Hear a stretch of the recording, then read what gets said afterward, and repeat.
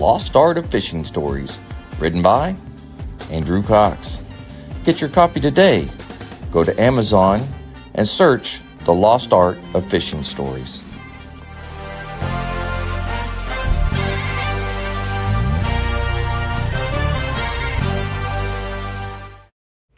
The Lost Art Project, Veteran Voices with Andrew Cox. Preserving history, one veteran story at a time. Marine Corps League and Till Valhalla Project Ambassador. Thanks for tuning in to the podcast that's given a voice to our veterans. The Lost Art Project, Veteran Voices with Andrew Cox.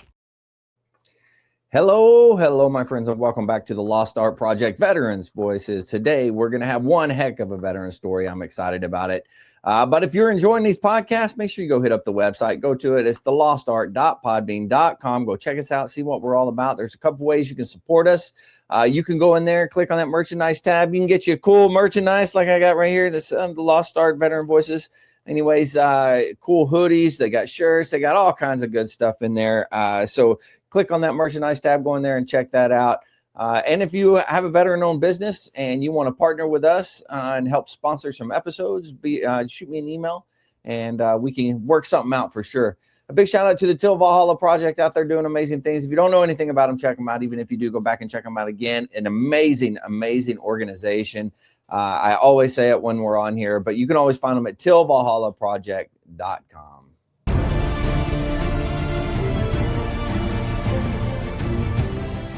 Are you a Marine veteran? Are you missing that bond you had on active duty? Then I have a place for you. Join the only congressionally chartered Marine Corps veteran service organization, the Marine Corps League. Get that brother and sisterhood back in your life. Become one of the fewer, the prouder, a Marine Corps League member.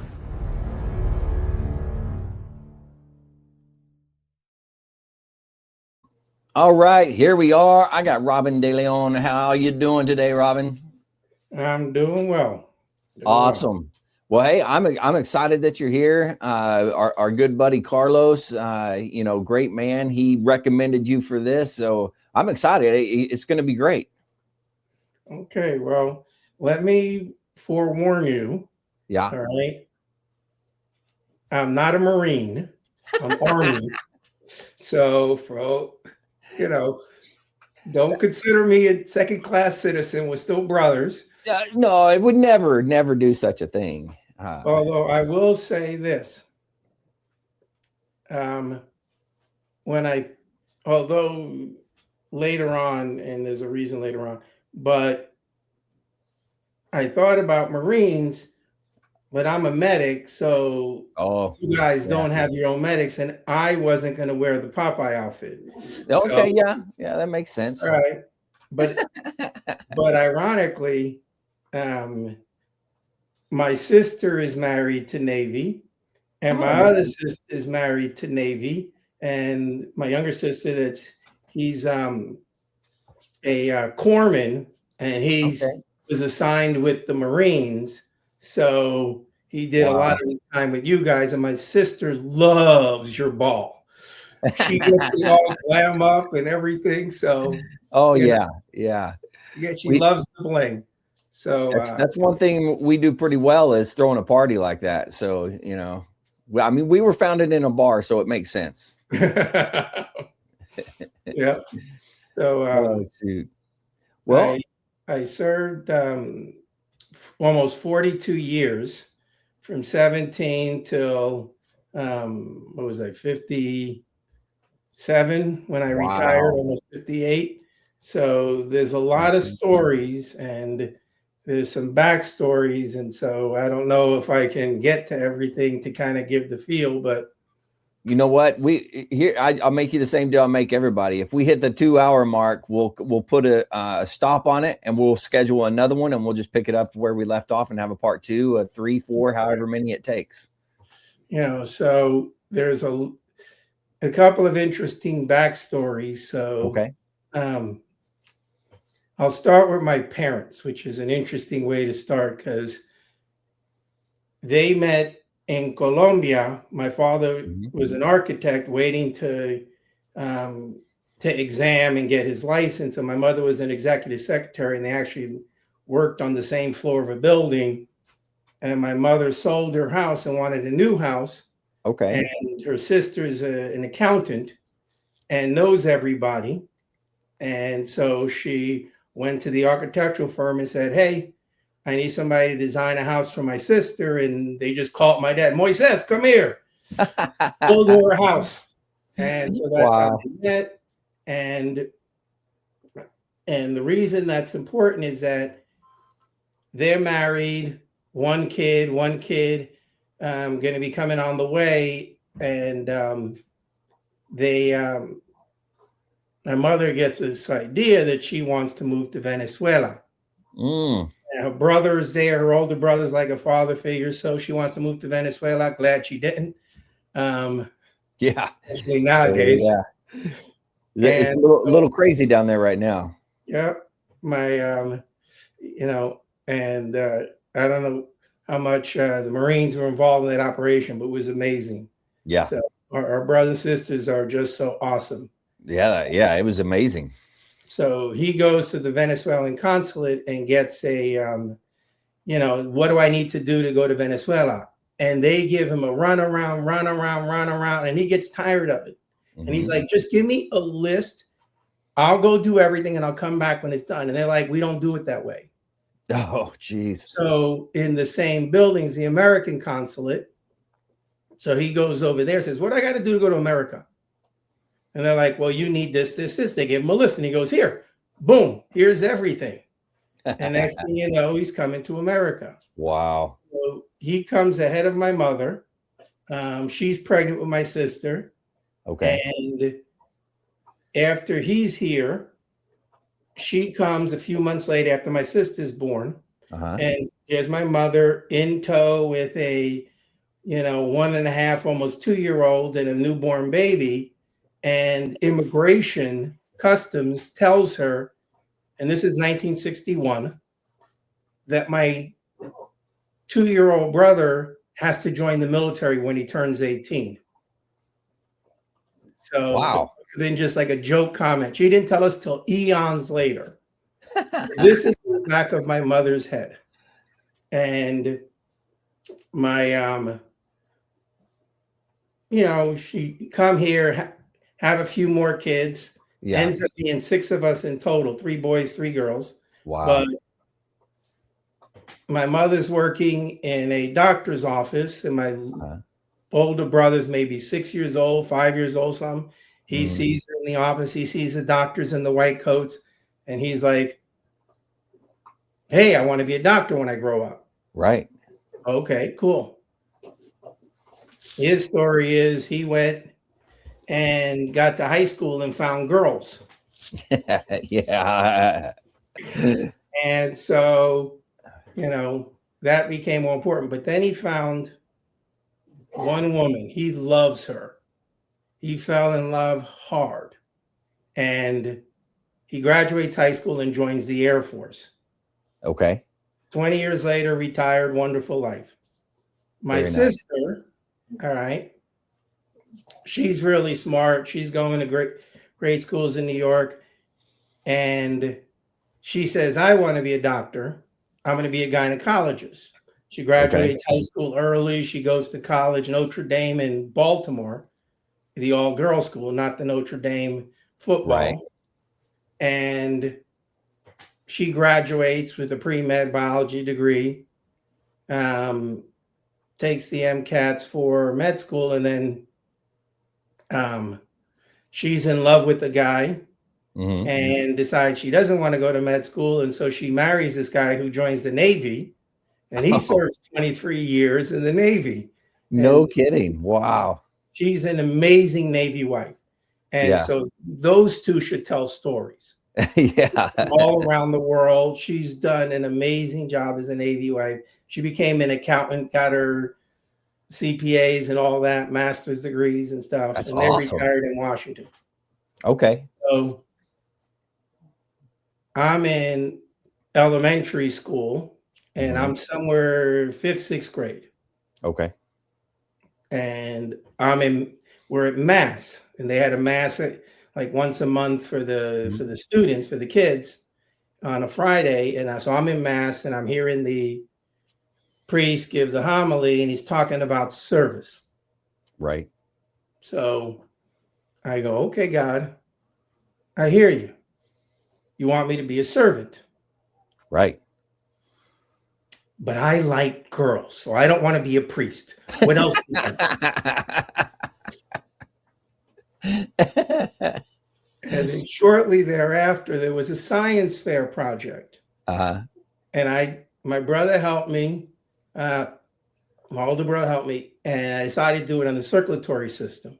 Okay. So I'm doing this model of the heart and diagrams of the arteries and veins, and I'm all of this information. And it's, it was so amazing that I said, okay, I want to be a doctor. Yeah. So you can see the pattern of my parents' minds and stuff. Oh, yeah. All right. So I'm going to be a doctor. Now, I'm going to set that story aside. Okay. All right. Go outside. What do you do all day when you live in the Bronx? You go outside after school, as soon as you get your homework done, and you play all day. What do you do on Saturday? You play all day. You play outside. All right. That's all you do. You just want to play, play, play. So everything is a game.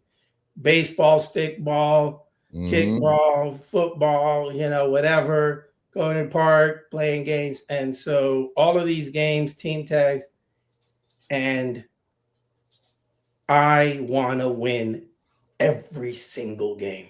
I can't imagine playing a game not wanting to win. Right.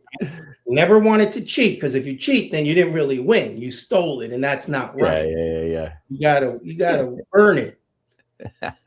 Which meant I had a lot of fights. I was safe. No, you were out. I was safe. No, you were out. That was a ball. No, it was a strike. Very competitive. Very competitive. Played a lot, but if we were picking teams, right? You and another guy were captains, and you're picking teams. I'm a bottom third pick. Okay. Not that fast.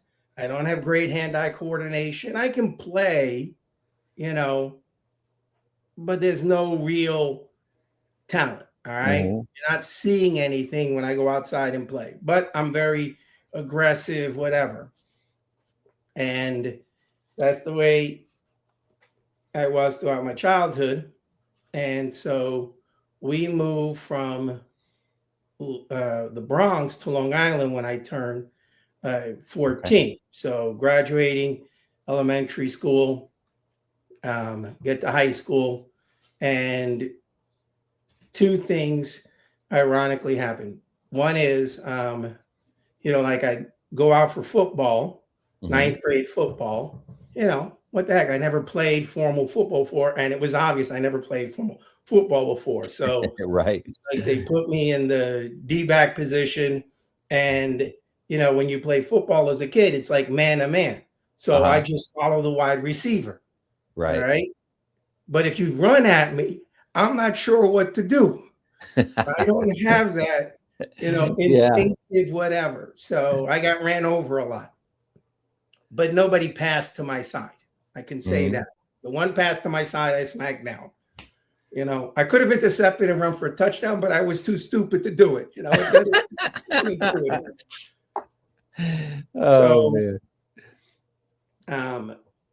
Gym class, ninth grade, and ninth grade was junior high. 7th, 8th, 9th was junior high. 10th, 11th, 12th was high school.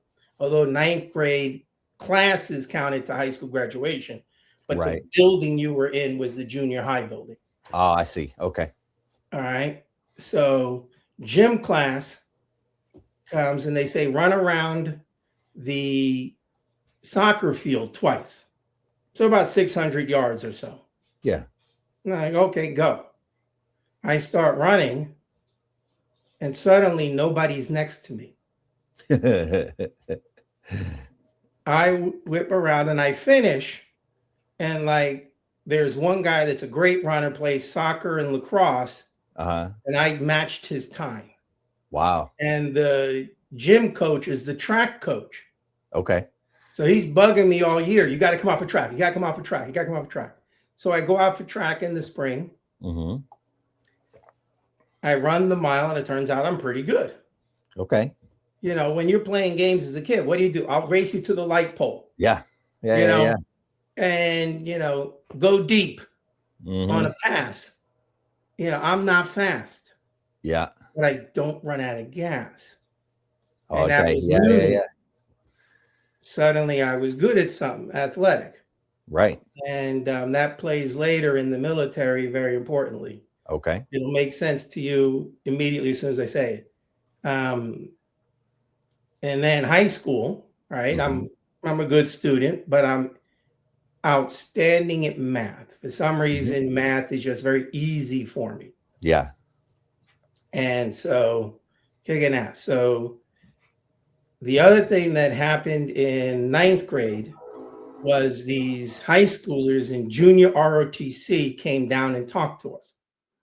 And they're like, hey, you know, the junior ROTC, you know, it helps you get prepared for the military. And the big thing is there's ROTC scholarships for college. And so, oh, you'll pay for college. Yeah. Sounds like a good idea. So I want to join junior ROTC. So I'm telling my parents, it's like, well, don't you want to be a doctor? Why are you wasting time with sports? Why are you wasting time with all these clubs? Just go to class. Right. That's all you need. Go to class. So now I'm in high school. All right. I'm joining junior ROTC. And then also the high school track and cross country coach contacts all the junior highs and says, hey, all you guys that ran track in 9th grade, come out for cross country in 10th grade and be part of the team. So I missed the first day of football tryouts. So I decided, okay, I'll go out for cross country. Okay. And the same thing happened. The first day of practice, he's like, okay, just run around the school 3 times, 3 miles. Yeah. Do not try to impress me. Right. Okay. So I'm a 10th grader, you know, 15 years old. I start running. And after a while, nobody's next to me. And I finish first. And it turns out I'm the top distance runner in the high school. Oh, wow.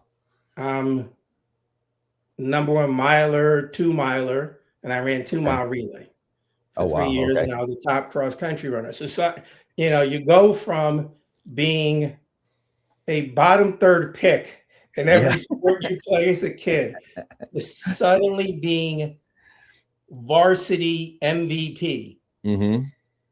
That's a big switch. That was a big switch in my head. Oh, yeah. You know, a lot of ego suddenly showed up, and Carlos will tell you about that. So now high school happened. I'm great in math. I'm doing well in school. All right.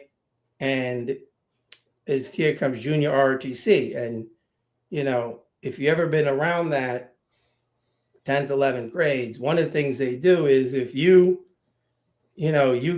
join the Marines, you go to boot camp, you know, you come back, you tell us your war stories. You tell us your horror stories, right? You tell us, oh, you thought your drill instructor, you know, we did this and we ran 15 miles and, you know, I did 400 push-ups in a day. All right. So I'm hearing these guys, but I noticed something. Okay. Every time they told the story, no matter the worse it was, the more they smiled. All right. That's a good point. It's like basic training is actually fun because it's so stupid, you know? Yeah. And this recruiter, and I was in 11th grade, this recruiter, you know, comes in and says she's for the National Guard. And she's telling us about how you can get scholarship money by joining the National Guard. And it's only 1 weekend a month and 2 weeks in the summer. And I'm just thinking scholarship money. That's all I'm thinking about. Hey, you pay me and I'm going to college and you'll pay me money. Yeah. So I'm 16 is a junior. I turned 17 at the end in May. Okay. So the end of my junior year. My brother just recently joined the Air Force. Mm-hmm. All right. He's a few years ahead of me. You know, my sister's off in college, starting college. And here I come to my parents and I'm like, hey, I want to join the Army. I want to join the Army National. They're like, don't you want to go to college? I'm like, yeah, they'll pay for college. Right. But Yeah. why do you need that? Why don't you just go to college? You know, and it was just this strange concept. But without their permission, I could not join. Yeah. You hadn't hit that magic 18 yet. And they had this split option program where you go to basic training between junior and senior year of high school as a 17-year-old with your parents' permission. And then you go to AIT after high school graduation. Mm-hmm. And the idea that hit me was that I'm really good in math, but I want to be a doctor.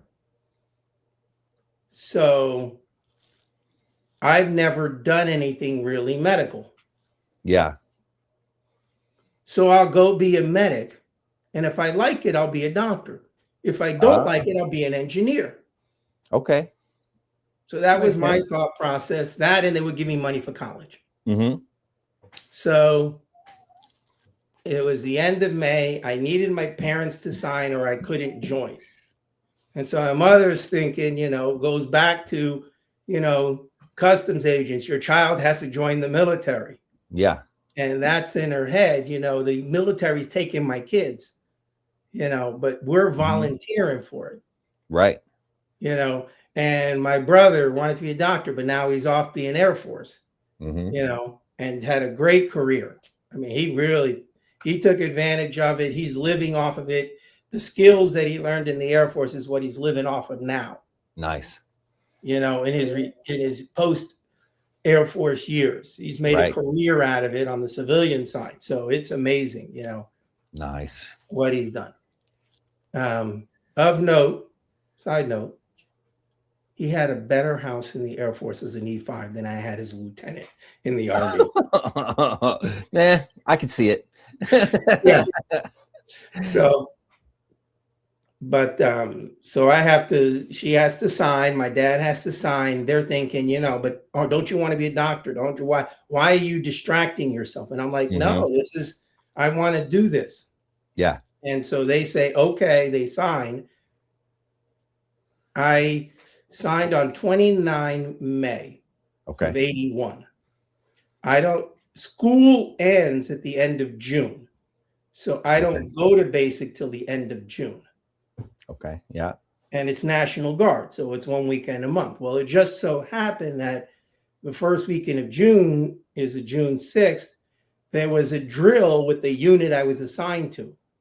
And I tell my recruiter, hey, that's the state meet that weekend. I haven't even been to basic training. I'm not going to a unit. I haven't even been to basic. And I got the state meet. Yeah. Of which I cramped and didn't do well. I was doing well until I cramped. I was in second place until I cramped up bad. Oh, man. I was chasing a guy who was chasing the state record. And, if he would break the state record, there was no way anybody was going to catch him.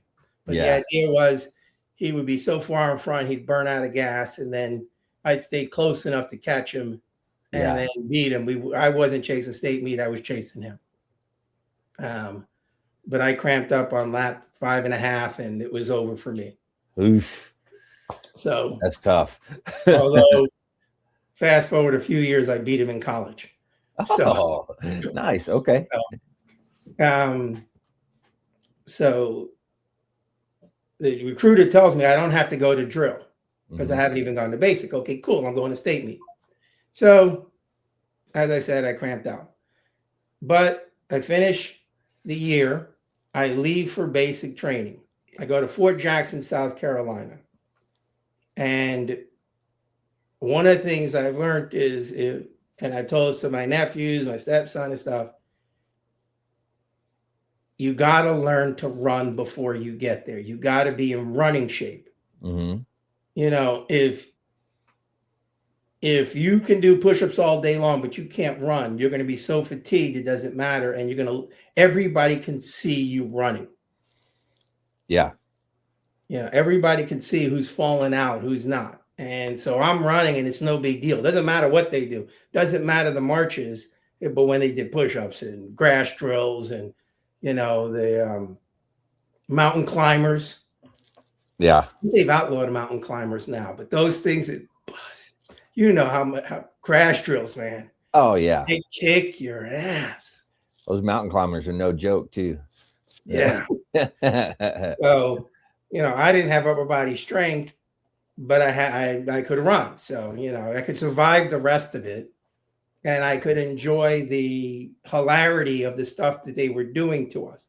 Yeah. Screw up, doesn't matter. You did well, doesn't matter. You're getting yelled at. It's that part of the training. And so,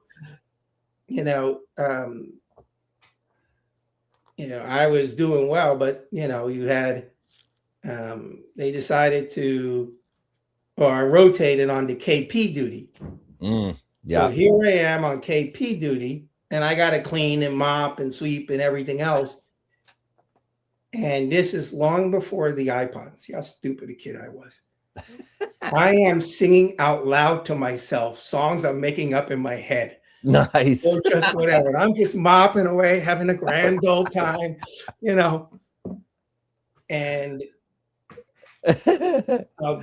for people that are watching, this was a thing that I crystallized later in life. All right, and you'll appreciate it. So, Mr. AJ, why do the United States Marines exist? To win battles? Nope. No. Okay, what? To personally go out of its way to make the life of Mr. AJ Cox miserable. And if you can be happy despite that, they'll promote you. Because when you're a private, all your mistakes are somebody else's fault. That's true. That is true. When you're a corporal or special in the Army, when you're an E4, all your mistakes are your fault. That's right. You can be happy despite that. They'll promote you to a sergeant and give you a bunch of privates, and all their mistakes are your fault. Yep. And you can be happy despite that. They'll promote you, and they'll keep promoting and advancing you until they find that rank and position at which you are miserable. Yeah. Well, that's a good point. At that point, they'll leave you there. Yeah. And so that was that idea that crystallized over the years. My commander used to say, embrace the suck. Yeah. And we all do it. We tell war stories. You thought you had it bad. Let me tell you a story about that time in the storm. Yeah. We all do it. Now, it was recognizing it early that I think was big in my career. Okay. Yeah. Recognizing that early. I didn't have it crystallized in words. I just knew, hey, I'm mopping the floor. Why should I be unhappy? I got to do it anyway, whether I'm happy or pissed. And so I was too happy to do that. So they made me mow grass. Except they gave me a riding lawnmower. Oh man, that's horrible. Oh. Jeez. There wasn't enough grass on the base for me. I just kept going and going and going. So that's nice. So, and because I did junior ROTC, I was an E2 in basic. Okay. All right. I didn't start as an E1. They gave me credit for junior ROTC, so I was an E2. Nice. And no responsibility. My squad leader was an E3 from my school, but he was a senior, so he had 3 years, so he got the E3 credit and stuff. So all it was learning all that stuff. And a lot of it I knew from junior ROTC. So I knew the D and C. So that was easy.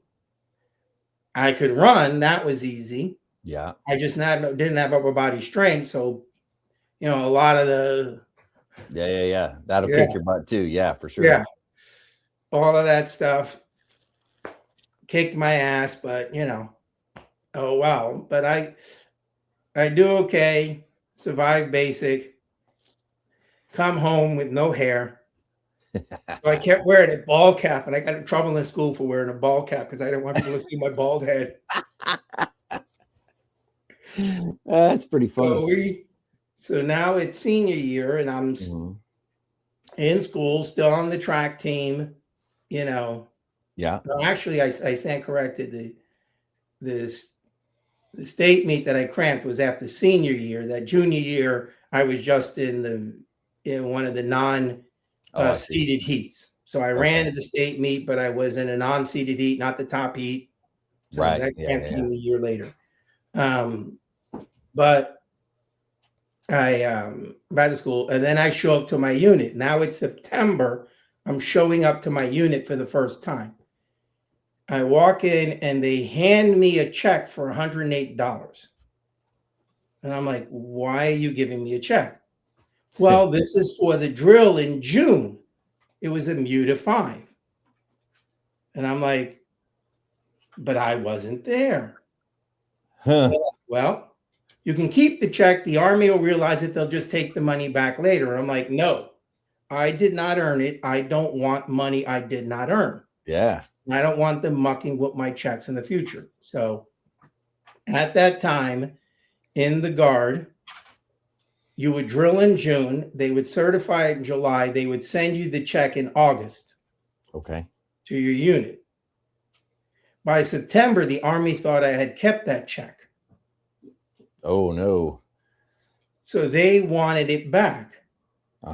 They didn't do it once. They did it 3 times. $300 they took out of my check. $50 a month for the next 6 months. So I was going to drill for $20 a month. What? Oh my gosh, that is craziness. Yeah. But it taught me a lesson. The first thing the Army ever did was screw up my pay. So I paid attention the rest of my career to all of my pay.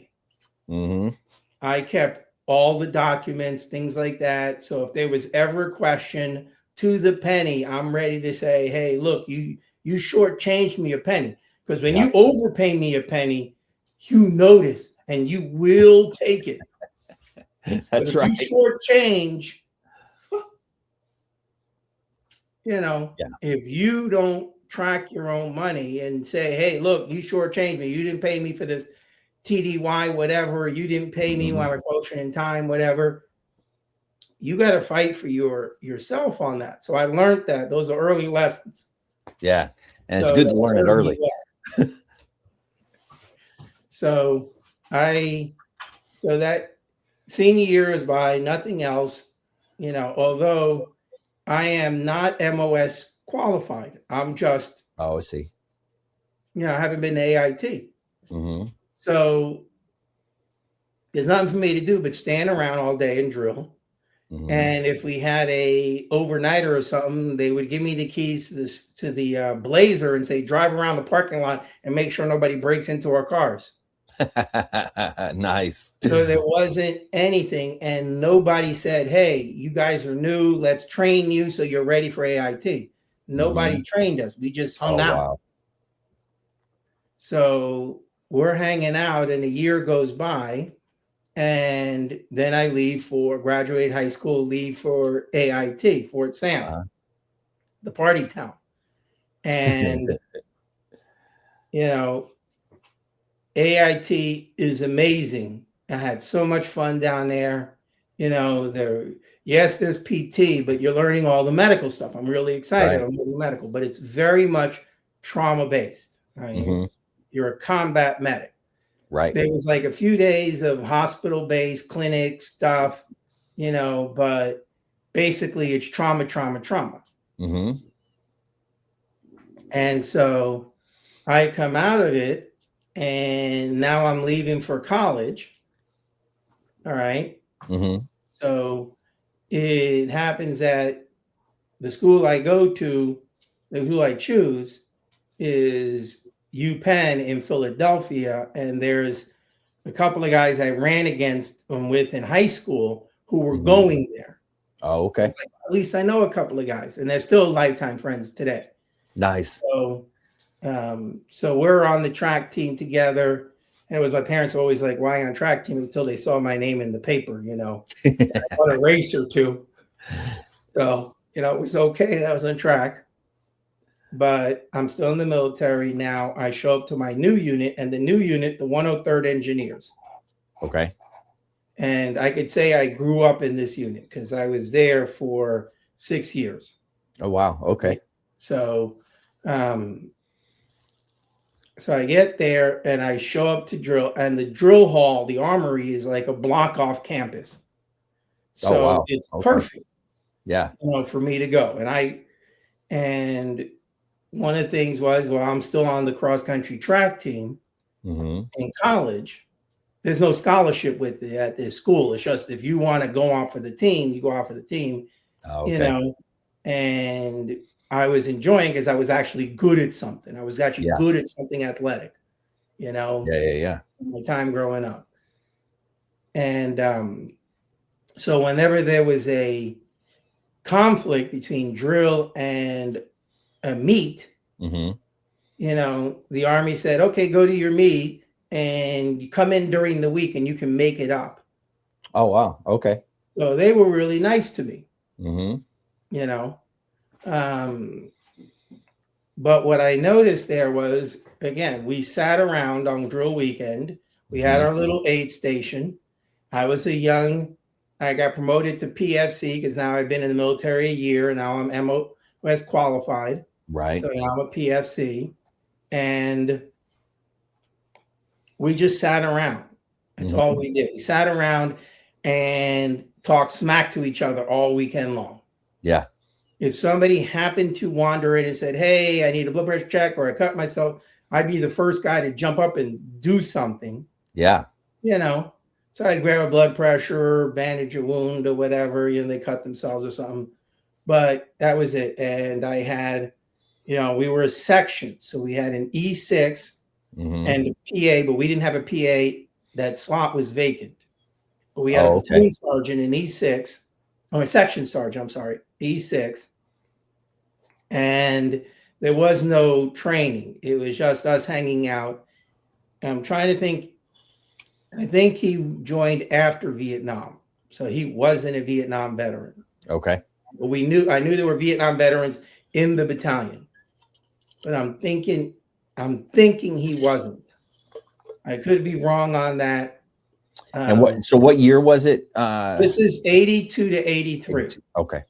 So summer of 81 was basic. Summer of 82 is AIT. So now I'm in college, 82 to 83. And the year goes by like that. Summer comes. We do our 2-week annual training. AP Hill classically down in Virginia. And they put me with the aid station and they put me on Advon. And they said, well, when you guys arrive, pick a site for the aid station. And I'm like, I'm a PFC. I don't know what I'm doing. First time going outside of training. So I show up, they start parking vehicles. And I'm like, okay, I got to pick a spot for the aid station. So I tuck in under some trees and I'm standing there and waiting for the rest of the body to come, main body to come. And somebody walks up and says, oh, we're putting the talk here. Okay. So I walk around, I pick another spot. Then somebody comes up. Oh, we're putting the cooks over here. Okay. So I walk around, I pick another spot. And I just kept getting kicked out of every spot I picked. Yeah. And then finally the main body comes and it's like, okay, we're setting up here. And then they tell me, all right, you're going to work with the cooks on the serving line to make sure everybody's mess kit is clean. Because we had the old metal mess kits. Oh, right. Yeah. Yeah. And it folds up and you stuff a sock in there or else it rattles. Yeah. So if you have a clean one, you just dip it in this boiling water, those immersion tanks, those metal trash cans with the immersion heaters. So you dip it and you serve.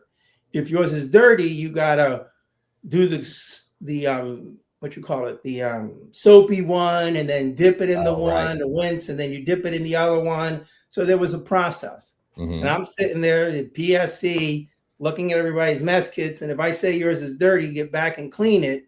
All right. I'm just a PFC. This is some sergeant or lieutenant. And the cooks say, PFC said you can't eat. You better wash your kit. So the cooks backed me up. And then at night, I would just open my litter and just lay it next to the heaters and sleep with the cooks. Oh, nice. Okay. So I was well fed. I was warm. Uh-huh. And I realized how hard they work.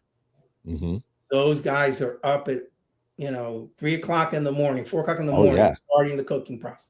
And they're up till late. I realize they take shifts now, but still, that's a long day for those guys after the final meal, cleaning up, prepping for the next day, whatever it is. Those guys work their asses off.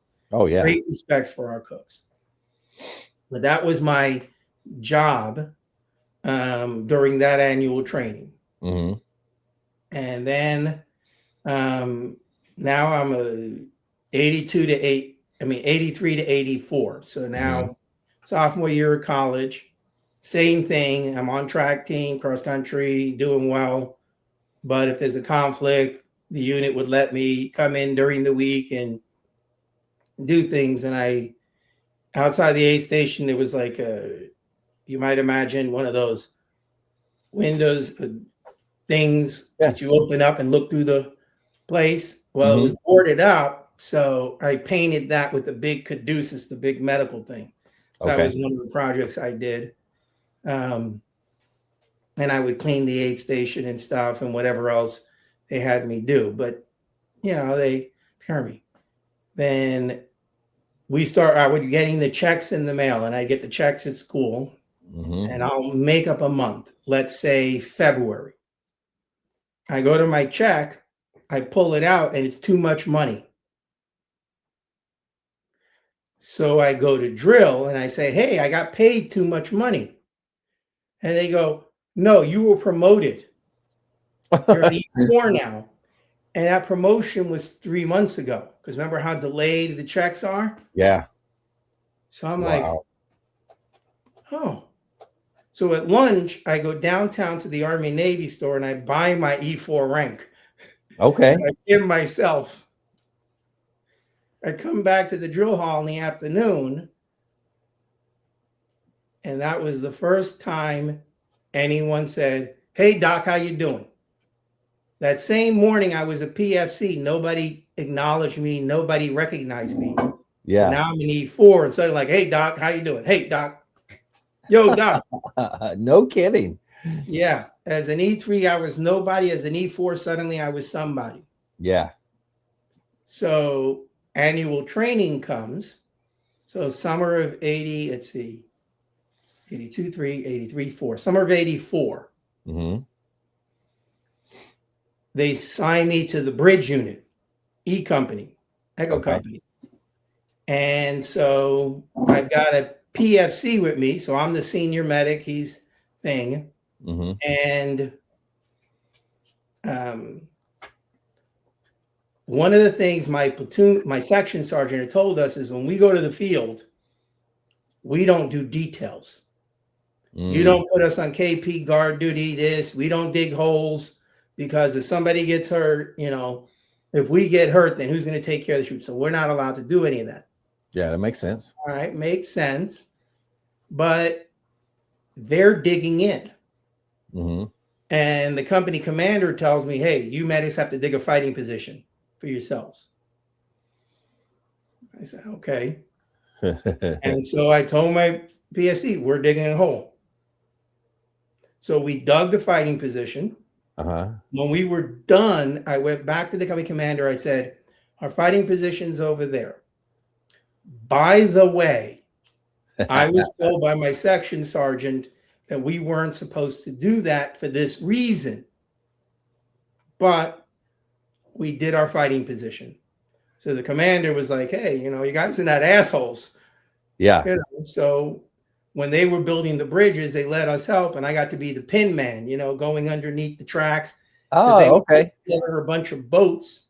Yeah. Right, lock them together, and then put the treads, the roadway on top, the metal roadway. Yeah. And then this thing was like a raft. You drive your Jeep up on it or your deuce and a half, and then they would motor you across the river, get you off. So it was one vehicle at a time. Yeah. But it was the bridge, and their job was to do it within 3 hours.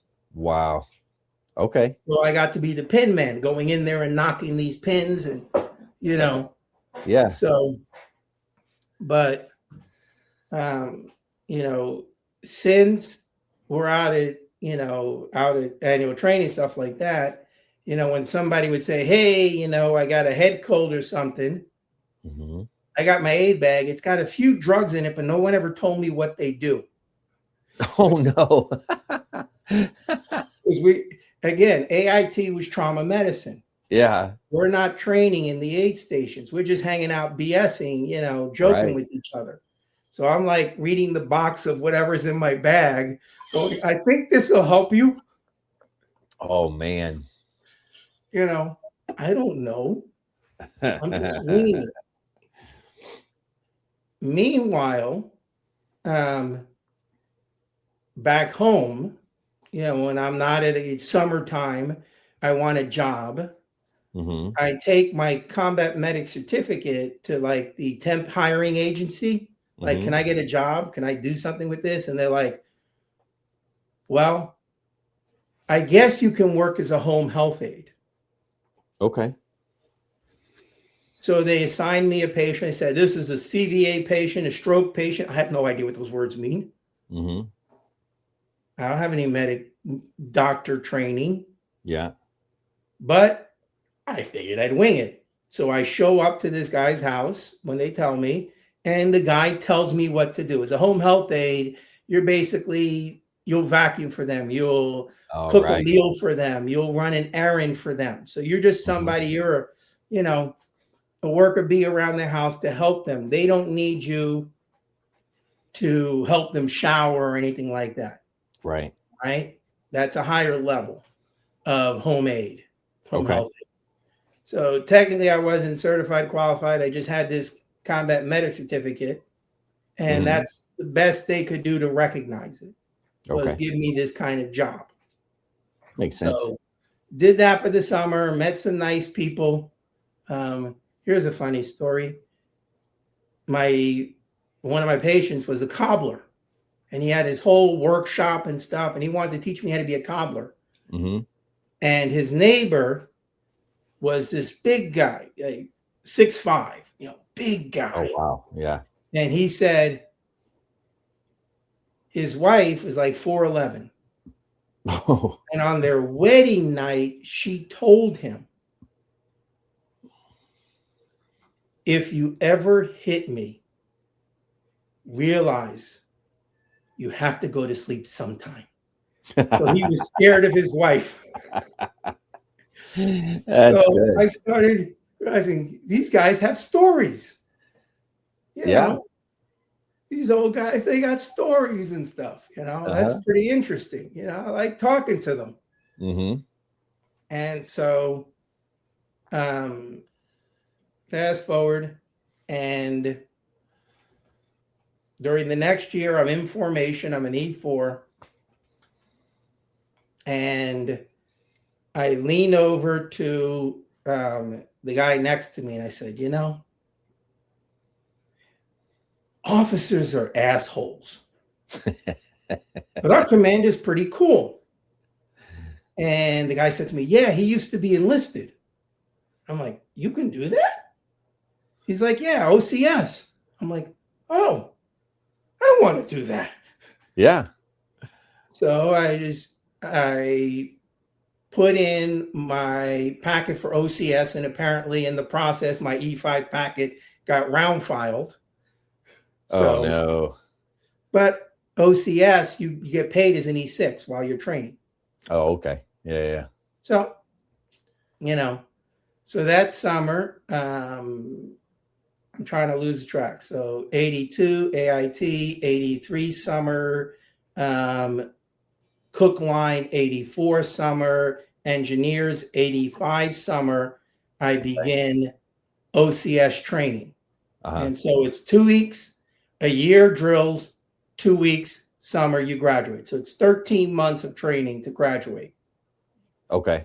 And that's now, is that because it's a reserve or a yeah, it's a National Guard reserve. thing? Instead of doing 90 Reserve. days straight, that's Gotcha. the way they did it back then for the guard or for the guard guys. Gotcha. Right? Okay. Yeah, it makes sense. Now, one of the key things about it was for me to do it, they need a slot. And I'm in an engineer battalion with the medical section. Right. It doesn't have a lieutenant slot because it's not a platoon. The hospital unit has a lieutenant slot, but they're upstate somewhere, a couple hours away. Oh, wow. And I'm still in college. So my S1 contacts them and says, hey, I got a guy, he's in college, you know, and he wants to be medical service corps, right? He wants to be a doctor. He wants to do some medical service corps, you know, but he needs a slot. Can he be assigned to you, but attached to us? And during the year, he'll act as our platoon leader. And at annual training, we'll give him back to you. Oh, yeah. And he'll work with the hospital. But this way, because he's only one block off of campus, he can come to drill. And they said yes.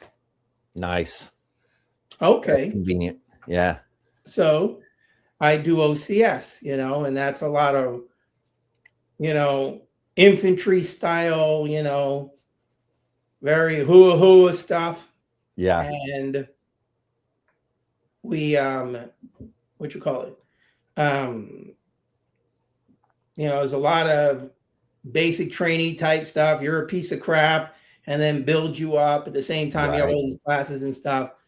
But, you know, I got to be a road guard because I could run and I could run out in front. And Combat Conley, we called him. He wanted to be like infantry special forces guy, Combat Conley. He was the other road guard, and the two of us would run around all crazy. Nice. And it was a great class. We had an awesome time. But in college, I was a biology major, the classic pre-med, but I had a biochemistry class and I liked that better. Okay. And so I wanted to change majors, which meant I had some classes to catch up on, which meant I wasn't graduating in 86. I needed to cut a couple of classes to graduate in 87 and do a research project. So I wasn't graduating in 86. So during that senior year, my 85 to 86, I'm on the track team, but I have a fallout with my coach after cross-country season. And I end up quitting the track team. Okay. Right? I was a top distance runner on the team, or middle distance, 5K, 3K, steeplechase stuff. But it's not tied to scholarship. Right. And so now I'm not on the team from December on for the rest of the year. And I don't know how I found out about this, but there was a free EMT class at the police academy that did it 2 nights a week and on weekends. Yeah. So I somehow found out about this. I don't know how. And I ended up signing up and doing this. Okay. So I'm graduated from that, and now I'm an EMT. Yeah. With a civilian license that I can work off of. Right. As opposed to my combat medic certificate, I couldn't work off of.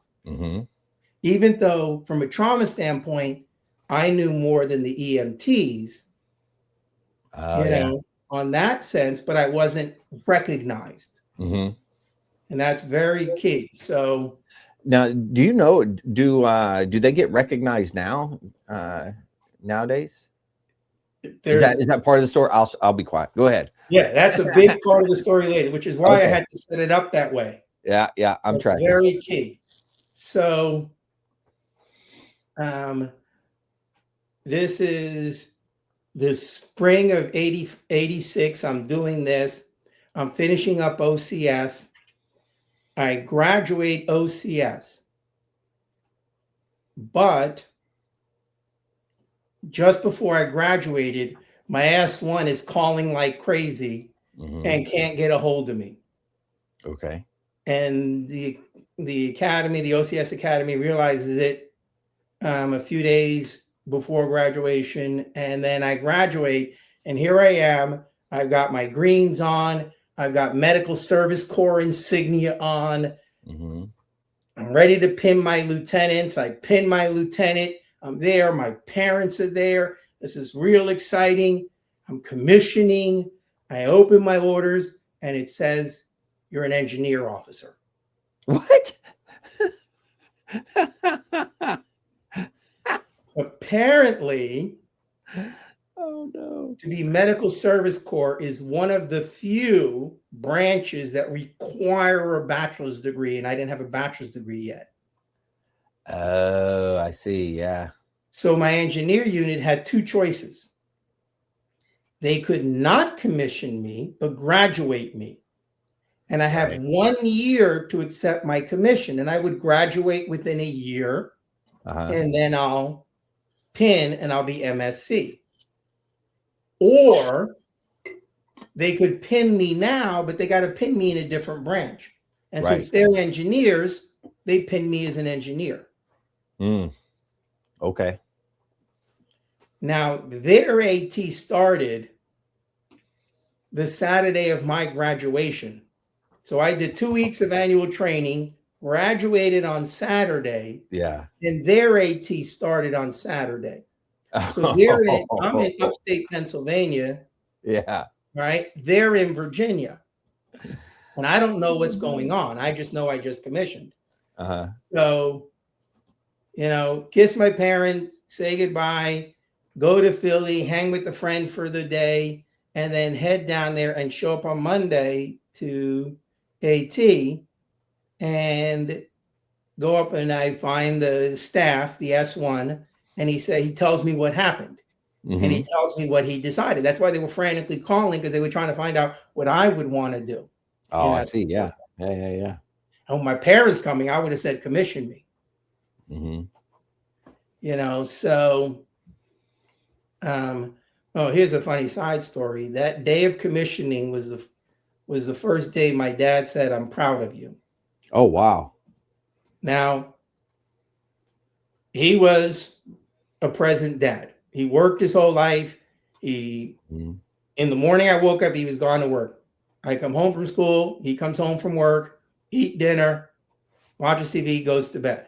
The only interaction I had with him as a kid was when he needed to fix something, and I was too stupid to help him, so I would always get in trouble until I was like 12. And I decided, oh, well, I might as well just stand there and not get in trouble and just help him. Yeah. And here's an epiphany moment in my life. I'm 12 years old, helping my dad. We're working on some plumbing. And there's a pipe we're trying to disconnect. And he's got this wrench on it, and he's pushing, and it won't move. And I'm like, it's not moving. We've been working at it for like 20 minutes. Yeah. And it's not moving. And I'm like, it's not moving, Dad. Why are we still trying? And he's like, I'll be damned if in Spanish, with a couple more curse words, I'll be damned if I let a piece of metal tell me what I can or cannot do. Yeah. And that phrase, that statement stuck with me, that I'm in charge, that I am in command of my thing. So, but, he was there. He paid the bills. My mom was the loving one. And, I'd show him my report card, straight A's, and he'd be like, why didn't you get 100? I'd show him math. I got 100. He says, why didn't you get 600s? Yeah. Always there. Not a mean guy, but just was in affection. He and I got very close after my mother passed in the last 7 years of his life. We became very close. Yeah. He and all of my siblings. I mean, it was just amazing how we rallied and took care of him, and how much we learned about him and grew close to him before he passed. But that was something, like, I'm trying to achieve all these things. And later my brother tells me my parents were scared to tell me how proud they were of me, because I might then relax. My brother gave up. My sister changed careers. Oh, you yeah. know, this is the one that's doing well. Let's not screw the pot by saying anything. Yeah. That makes sense. Yeah. So, but I go down to annual training. Mm-hmm. I got my engineer branch on. I'm like, okay, what do I do? I wasn't engineer enlisted. I don't know. Yeah. And they assigned me as a platoon leader with Alpha Company, one of the line units. Okay. And so I get to my platoon, and my platoon sergeant is a Vietnam veteran, would sleep in trees. What? He didn't sleep on the ground. He'd sleep in a tree. No kidding. Wow. And I'm trying to figure out what to do. So I walk into my platoon, and they're like, "Aren't you a doc?" I'm like, "Yeah, but now I'm an engineer." It happens. The Army said, "This is what it is." And I'm like, "Okay, what am I going to do?" So they're like, "Okay." Coming up from the ranks, I acted like my promotion made me a sergeant. Oh, yeah. My sergeant said, "Sir, come here. Let's go for a walk in the woods." He explained life to me. That was the greatest day of training in my life, was that walk in the woods with my NCO. Huh. He explained to me the difference between my role and his role. Yeah. It was very key. It was very key to my understanding of my place in the military. Mm-hmm. Yeah. I am forever grateful to that guy that slept in trees. So I wish I remember his name, but he was an amazing sergeant. He was a staff sergeant. He was awesome. Was goofy. And then we did fine. He would show me things like I was tasked to put in a minefield. Uh-huh. I haven't been trained how to do that. I got this sheet that you're supposed to plot the mines on so that you can pass it up to headquarters and they know where all the mines are. So he and I are planning this, and he's showing me how to fill out the sheet. Oh, wow. And stuff. So I learned a lot from him. All right.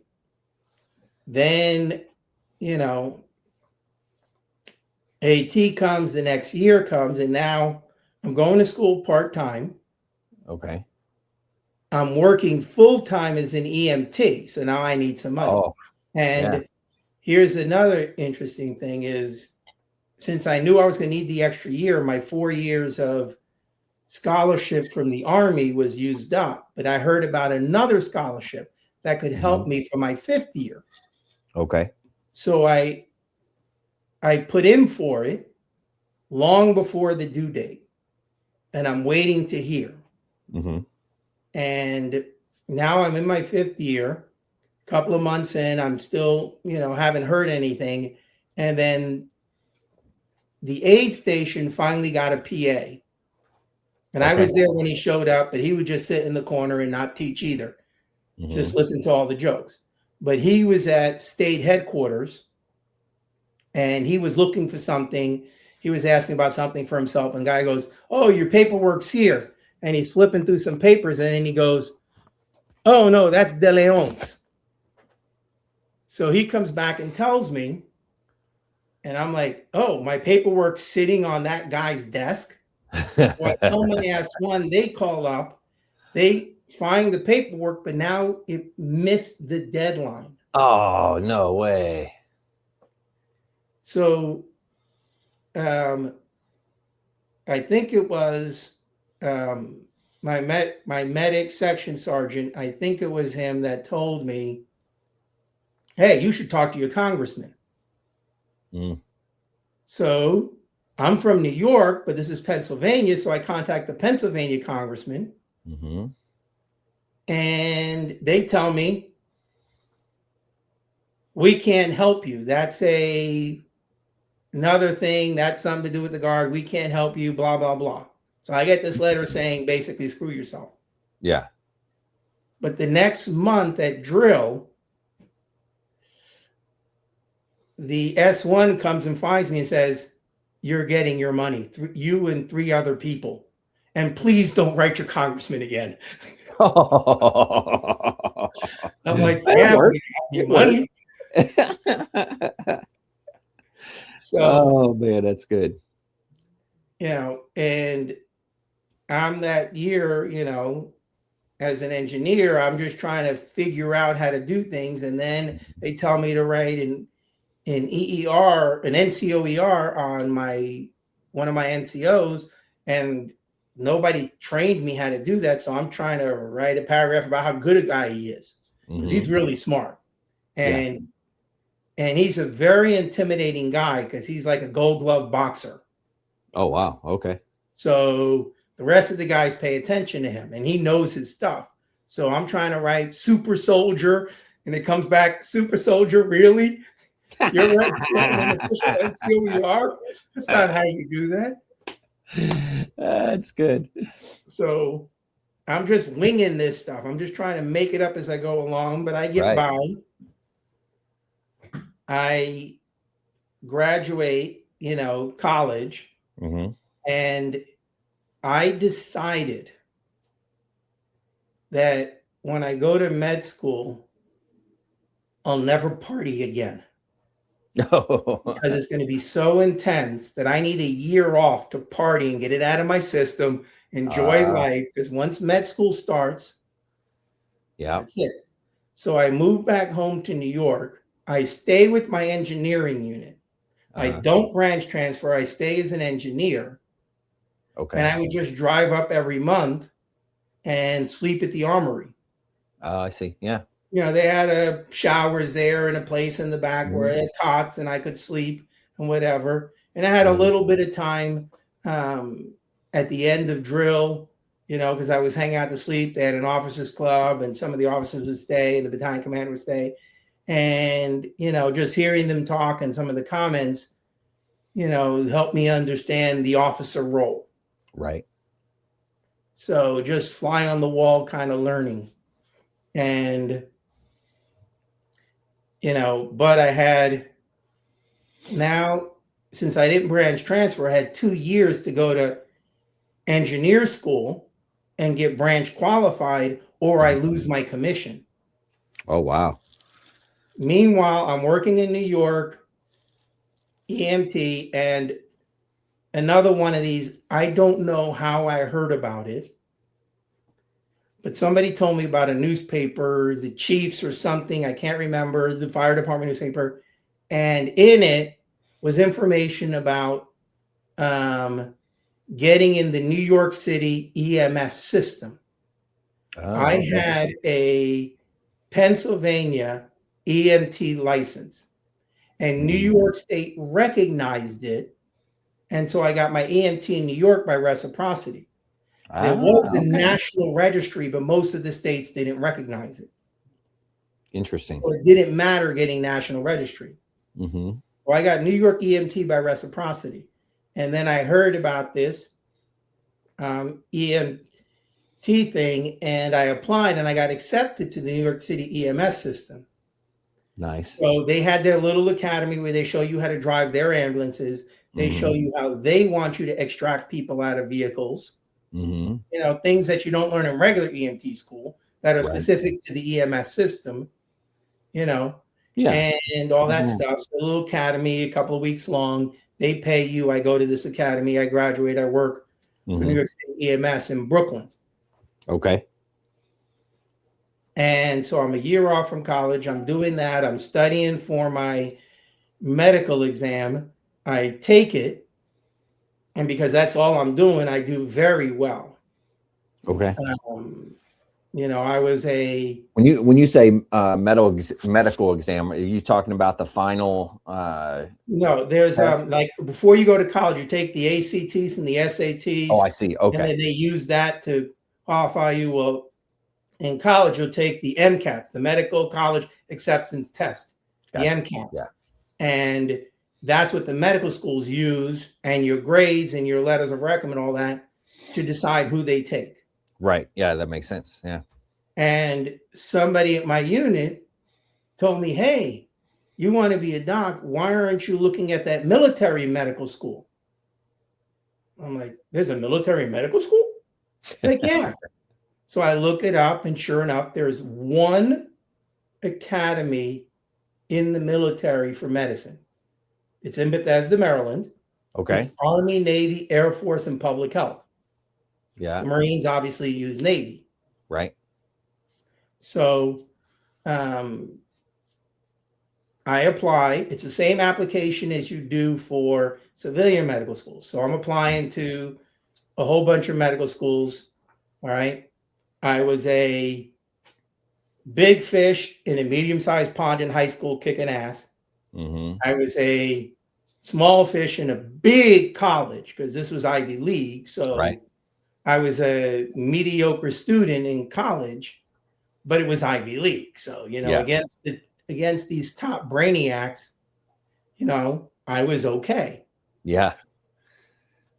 You know, but I kick ass on my MCATs because I did nothing but study for you. I had nothing else to do. I was going to school part-time. I was working full-time. So I didn't have a lot of that stress of the other classes. So I just studied for that, took it, kicked ass. Yeah. So now I'm in the application process, and I applied to downstate in Brooklyn and SUNY in Long Island, as well as a ton of others in New York, and then USIS in Maryland. I get into downstate. I get waitlisted at SUNY. I don't get into any of the others, but I get into USIS. But before that happens, the Army says, well, you got to go to engineer school or you're going to lose your branch. Oh, no. So I got to go to Fort Belvoir Yeah. for 3.5, 4 months, whatever it was. All right. So I go to Fort Belvoir and I learn engineering. Uh-huh. And it wasn't exciting for me. You said I'm it good was at math. not? It was not exciting for me. And Yeah. so I'd be like that guy in class like this. Yeah. Classmates would notice. Professors wouldn't always notice. I'd wake up, ask stupid questions. Yeah. But I also got 95 plus on my exams. So, Oh, wow. You know, yeah. You know, the Army wants you to pass. Unless you're an idiot and don't want to pass, the Army wants you to pass. So they're going to teach you what you need to know. Mm-hmm. And you've got the books, you can study, you can read it. I was awake just enough in class to get what I needed to get. And with that and studying on my own and stuff. And that was the only thing I'm studying. You know, I'm not in college studying 4 classes at a time. This is it. So I did well academically. Nice. And, you know, but the thing that stood out was 2, when we did PT, I could outrun everybody. Mm-hmm. That was a big deal in my engineer battalion, was I could outrun everybody. So I think that's one of the reasons why, you know, anytime I ask something, he must be a good guy because he can run. Yeah. You know, you can run, you must be smart. It's funny how people, especially in the military, they gravitate toward, if you're good at PT or a specific thing, then you got to be good at everything. So yeah, and that was key. So I think that's one of the things that opened a lot of these doors, was because I was such a good runner. Mm-hmm. That doors opened, his people used that as a criteria when they judged me. Right. And so all of these, you know, suddenly finding out in high school that I could run, continuing in college, being in that kind of shape, in the military and stuff. Mm-hmm. And so, you know, I didn't realize how important it was. Just doors seemed to open. Mm-hmm. And again, I always had a great attitude no matter what. And that goes back to what's the Army's purpose? To make my life miserable. Well, I keep running around happy no matter all the screw ups that happen around me. I'm a happy-go-lucky guy. The doors suddenly open. I don't know how it works. I just feel blessed the whole career. So now I'm in engineer school. I graduate that. I have done my interviews. I'm waiting to hear. Mhm. And I'm at work one day and I get, I find out I got accepted at Downstate. I'm still on the wait list at Stony Brook. So I go to the bank, I get all the loan forms to figure out how do I pay for med school. Right. And Downstate was a state school and I'm a New York resident. So it's going to be cheaper than if I was an out-of-state resident. Mhm. So I have these in my locker. I'm getting ready for my shift and I get a call. And I don't know how I got the call at my work because it wasn't cell phones then. Yeah. But however it worked, I don't know how, but I get this call and I get told you got accepted to the military med school. Wow. And I'm like, well, I'm working a double. I just came off the night shift or I just worked a double or something. Mhm. So I'm like half groggy and I'm like, okay, give me a moment. And I look at the papers in my locker for the loan and I'm like, okay, I could borrow $25,000 a year or I can get paid $25,000 a year. Borrow, get paid. I called the military med school and say, hey, I'm in. I want it. I'll take it. Called Downstate. The person that interviewed me was kind of, saddened that I was leaving to go to this other school. Yeah. But they pay you as a second lieutenant with full pay and benefits, but it never counts for time in service. It does count for retirement after you have 20 other years. Wow. Okay. So I went in, I had 7 years in the National Guard, and the National Guard time in service counts as time in service on active duty. Right. So I'm a lieutenant with 7 years of service. Right. 4 years later, when I graduate, I'm a lieutenant with 7 years of service. I mean, a captain with 7 years of service. That's every crazy. year my pay entry basic date shifted by 1 month. No kidding. Wow. Because doesn't count for time in service. There was a guy who was I think a captain promotable or something. And when you go there, you're a second lieutenant. So if you're walking off the street, you're a second lieutenant.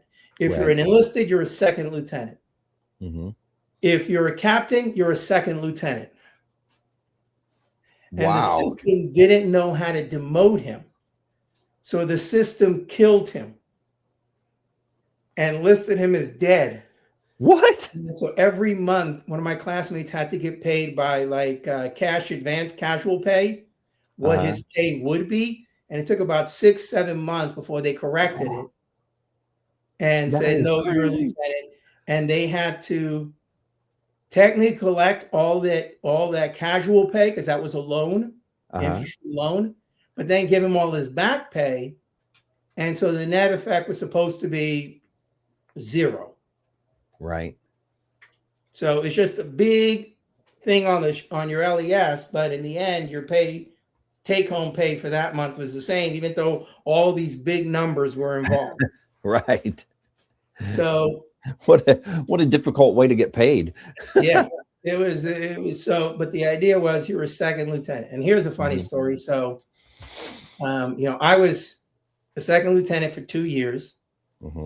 And then now I'm a second lieutenant for 4 more years. And so I'm at the,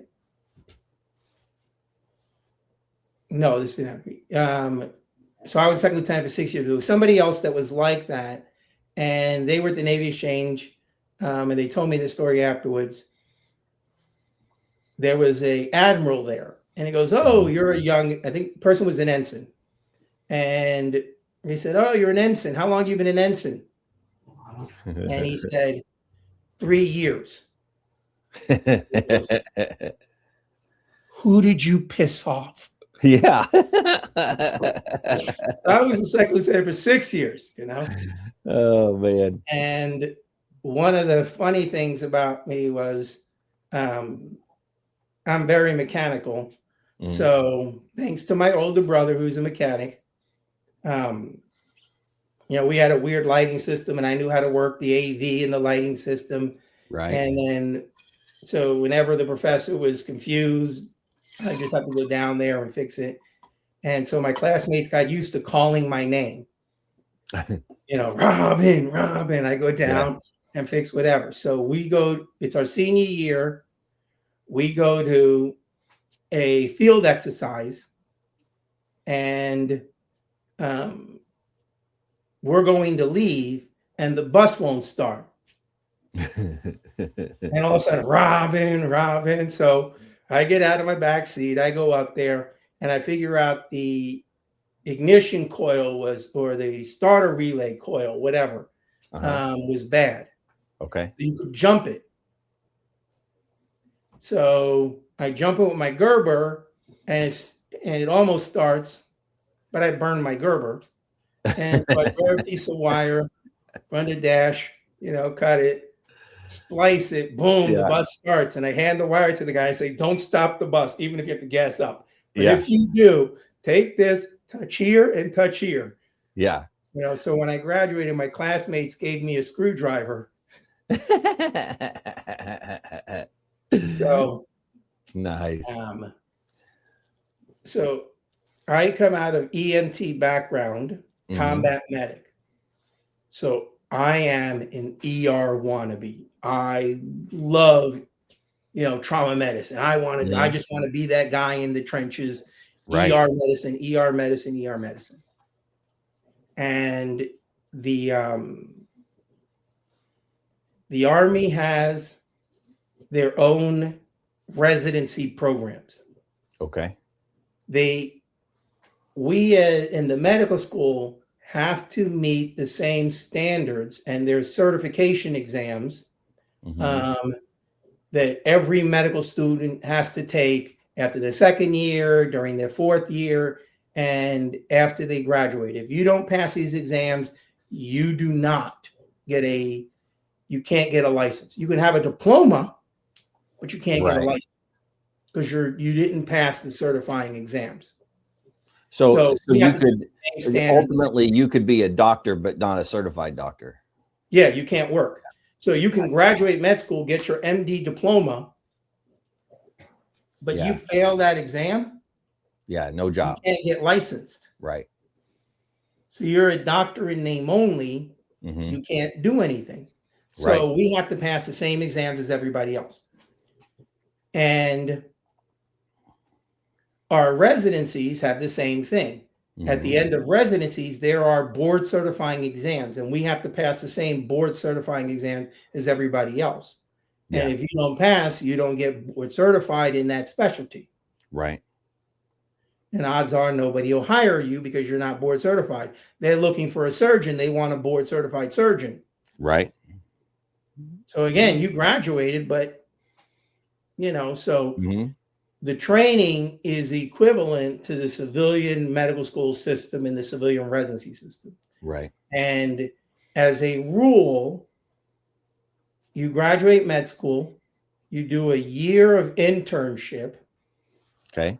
Some are specialized, like you can do a surgical internship if you're going to go be a neurosurgeon, a cardiothoracic surgeon, a general surgeon, a OB/GYN surgeon, whatever. You're doing any surgical specialty. You need to do a surgery internship. They have a family practice internship. They have a kind of like a garbage can transitional internship, like a general medical internship. And that works for most things. And so for emergency medicine, I'm going to do a transitional internship. Okay. And then, so you have to apply for the internship. Get accepted, complete it, apply for the residency. Right. And then accept it, complete it, whatever. So there are several steps. It's not just you get accepted and you're straight through. So I want to go to Madigan in Fort Lewis. Okay. Because they have an emergency medicine program there. And I figure if I'm there as an intern, they'll remember me and take me as a resident. All right.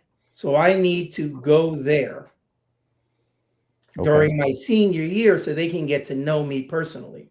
I'm not a name on a paper. Yeah. So we have rotations that they schedule for us that we have to do. And then we've got elective rotations. Well, my ER required rotation wasn't until like April. And they're going to make the decision by December of the year before. So I need to get there in the fall. Yeah. So I set up an ICU rotation. Okay. All right. And let me tell you this one story. I got to back up. This is my last year in medical school. So I'm a senior. It's my last rotation. And it happens to be neurosurgery at Walter Reed. Okay.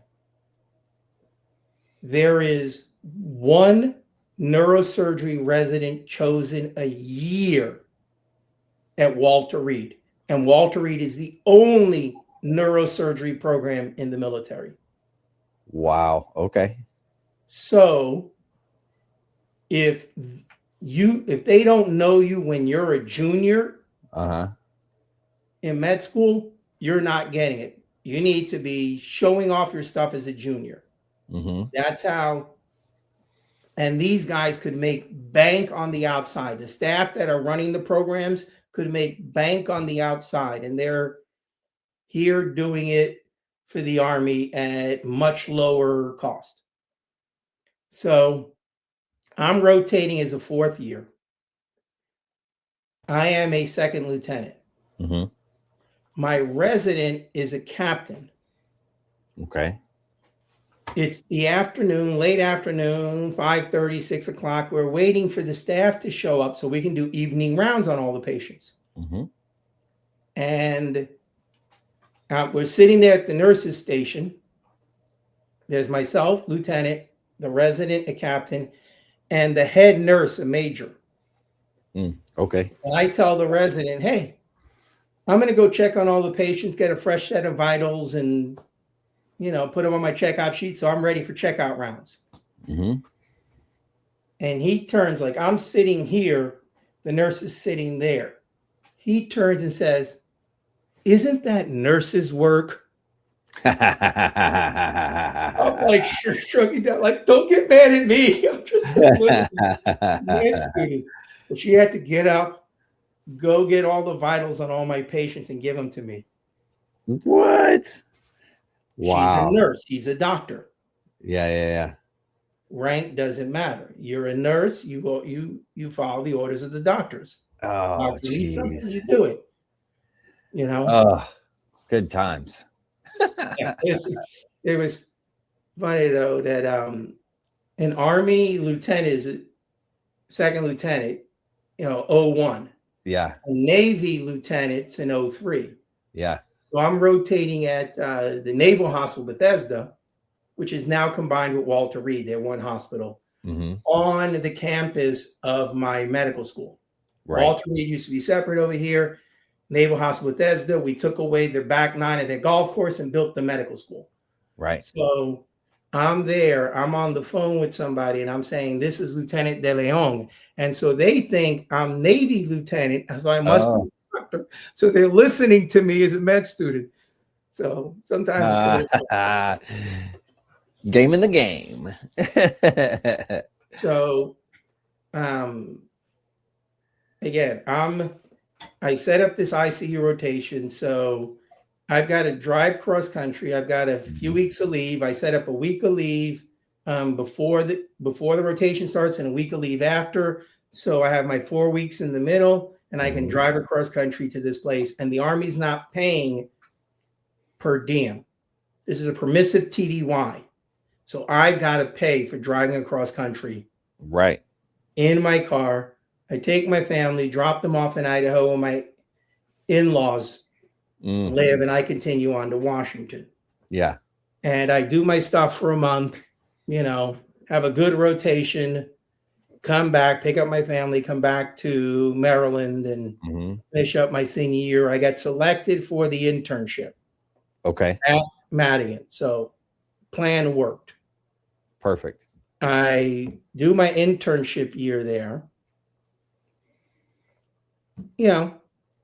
I do okay, graduate internship. Now, the Army at that time, had a weird rule that unless you're a superstar, Right. you're like top 3 in your class. Everyone graduates internship, goes to the field, works for line units for 2 years, then comes back and does their residency. Wow.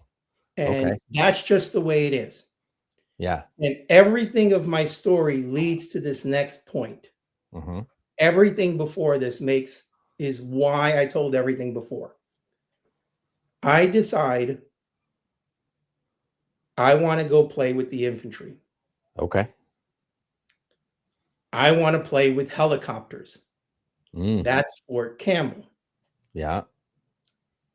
And rather than 2 years, I want to do 4 years because I will never get to play in the dirt again. It's a good point. Yeah.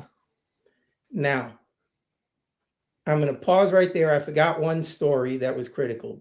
Okay. Between first and second year of med school, Mm-hmm.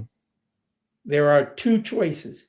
If you are prior service, you Mm-hmm. can do anything you want. You can go to any school you want. Okay. If you're not prior service, you have to go shadow somebody for the summer. Oh, wow. So I decide I want to go to air assault school because air assault is helicopters and helicopters is medevac. Yeah. All right. That's my thought process. So this guy, Dave, and I, we go down to Fort Campbell Mm-hmm. and we do air assault school. And day 1 of air assault school is the obstacle course. Mm-hmm. And they have this thing, the confidence ladder, I guess I'm calling it now. Imagine telephone poles with big 4x4s as rungs of the ladder. And as you get higher, the rungs get further and further apart. That's Stairway to Heaven, I think is what we call it. Well, I'm doing that. Dave is ahead of me, like one person ahead of me going up. Uh-huh. And as he goes up, our medical school is called Uniformed Services University of the Health Sciences. Okay. U-shoes. So he yells as he goes over the top, U-shoes, air assault. And the instructor's here, useless, air assault. Oh, no. So I shut up going over the top. Oh, my gosh. But we finish. And midway through this training cycle, you got day 0, the obstacle course, and the 2-mile run. Day 1 through 3 is, what was it? Like information, like how fast is this helicopter? What's its payload? All this kind of stuff, written exam. The next couple of days are sling load operations. So how to sling load the aircraft and whatever, and how to tie it up and the whole 9 yards. And then your exam is they have one and you have to find the errors. Oh, wow. Okay. And then the next 3 days is sling load. Rappelling. So you're rappelling off the towers and out of the helicopter and everything. And the last day is the 12-mile road march. Okay. And halfway through, they have the 6-mile road march. So because I'm a lieutenant, I have to start at the back. Okay. So I have to go by everybody before I get to the front. And I finish first. No, it was a 12-mile road march, but it was halfway through. So I win the 12-mile road march halfway through the class. Okay. And so now on graduation day or whatever, the last day, you got the 12-mile march again. Okay. But because I'm lieutenant, I got to start all the way in the back. And one of the things is like, if you're doing sling loads and you screw it up, there's a class every 3 days. So you just start over with the next class. Yeah. And so there was a guy who got recycled in rappelling. So he wasn't there in the midway 12-mile ruck march, but he's there now. Okay. And he's very good at ruck marching. So I'm chasing past everybody. I finally get out in front by like the 7-mile mark. but he's still ahead of me. Okay. And I catch up to him, and I've been chasing him, and it's like the 8-mile mark, and I'm tired.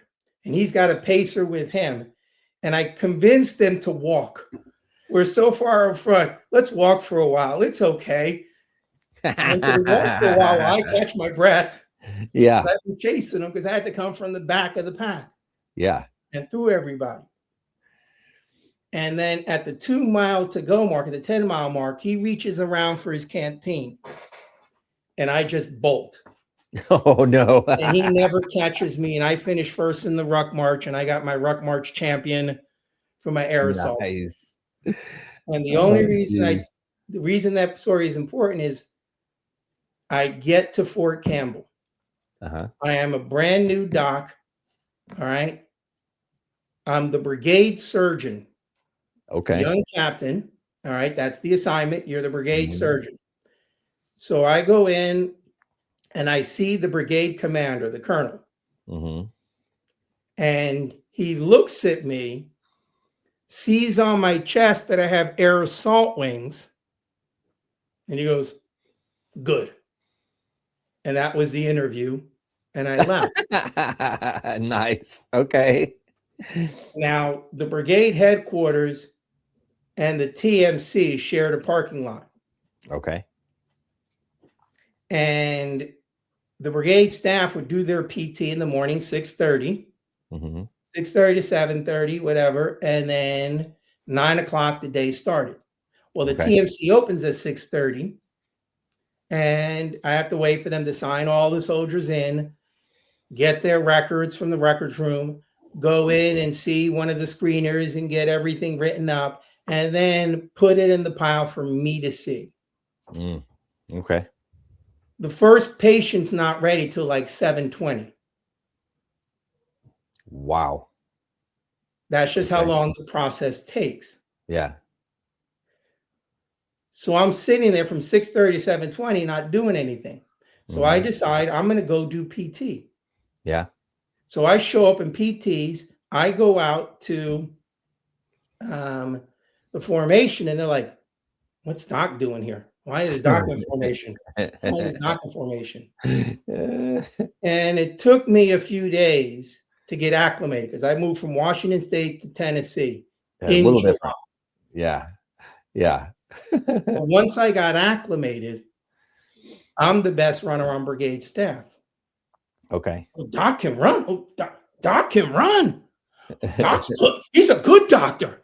He must be a smart guy. He can run. Yeah. So I come out from PT every day. I'm still in PT clothes. I grab the first chart and I just start seeing patients. Yeah. All right. Down at the battalions, my PAs have their aid stations and they have their guys, their medics screening, and they see their patients, their battalions. And once they're done with their battalions, they would come up to the TMC, and I'm seeing the slice unit. So we had the brigade, right, and each battalion had their PA and aid station. I have the battalion headquarters, and I have slice units that don't have medics or anything, and they send them to me. So I got 1,000 soldiers that I'm responsible for. Okay. As the slice. Each battalion has like 600 and something. Wow. And so I've got like 3,000 soldiers or something, whatever number that I have that's under my TMC. And I'm responsible for all the healthcares. So the brigade had a medic, Jose Colon, Sergeant First Class Jose Colon. He is key to everything because he came to my office the first week I'm there. He introduces himself, and he grew up. His whole career, he's been at Fort Campbell. Oh, wow. And most of it, he's been in the brigade. Is that normal? That's not normal, is it? I don't know, but he's a lifelong Rakkasan. Oh, yeah. And, the brigade is 3rd of the 187th, which had, 3rd Brigade, 187th, not 3rd of the 187th, that's their battalion, but 3rd Brigade of the division, 187th Brigade, and that's the Rakkasans. Their nickname comes from Japan. Okay. After the bombings of Hiroshima and Nagasaki, they were an occupying force, and they went in airborne. And so the Japanese never had foreign soldiers. And they saw these guys with the parachutes coming down, and they go like, that looks like an umbrella. And they said, Rakusan. And that became the unit nickname. Huh. So the Torii is everything with the Rakusans. Everywhere you go, you see a Torii. The Japanese welcome signal, you know, the archway. Yeah. That's everything. And so they have this big Rakusan mania on Fort Campbell. Like, we're the best brigade. We're the Rakusans. You know, you're just 5-0 Deuce. You know, 327. You know, but we're the Rakusans. Well, nice. I'm with these guys. Yeah. And Jose comes into my office, Sergeant Cologne, and starts telling me things that are wrong. Okay. Things that he doesn't like. So, and he's like telling me in frustration because he doesn't think they can be fixed. And I'm like, well, let's go check it out. And so I start asking questions behind what and gaining information behind the things he's telling me. And he's a source of just immense amount of knowledge. Yeah. So he's like who I trust to guide me on what I need to deal with. Right. And because I came from the engineers and stuff like that, I understood brigade staff, battalions and stuff like that. And then going through OCS, I understood infantry tactics and all that kind of stuff, the op orders, everything. So I'm on the job a week or two, and I hear there's a brigade staff meeting every week. So I show up to the staff meeting. It's like late morning, you know, 10:30, 11 o'clock. And people start looking around. What's Doc doing here? Why is the Doc here? We never had Doc here before. What the hell is he doing here? And it's like, well, did you hear he knows how to run? He can run? Oh, he must be a smart doctor. I love it. So that's why all these stories I had to tell earlier about you know, all of this coming into play, because suddenly I'm air assault qualified. I'm a great runner. I must be smart. I'm actually showing up for stuff. I'm participating. I'm asking questions. And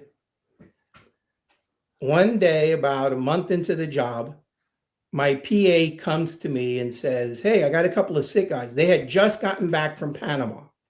Okay. They went to the Jungle Operations Training Center. It's like NTC and JRTC, there's JOTC in Panama. So they were just down in Panama, and he's got a couple of guys that are sick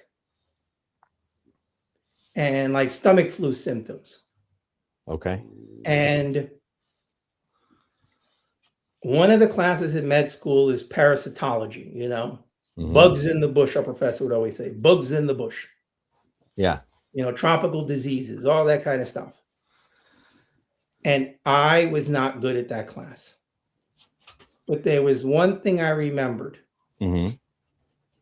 Eosinophilia. So when they do your blood work, you got your red blood cells, your white blood cells, your platelets.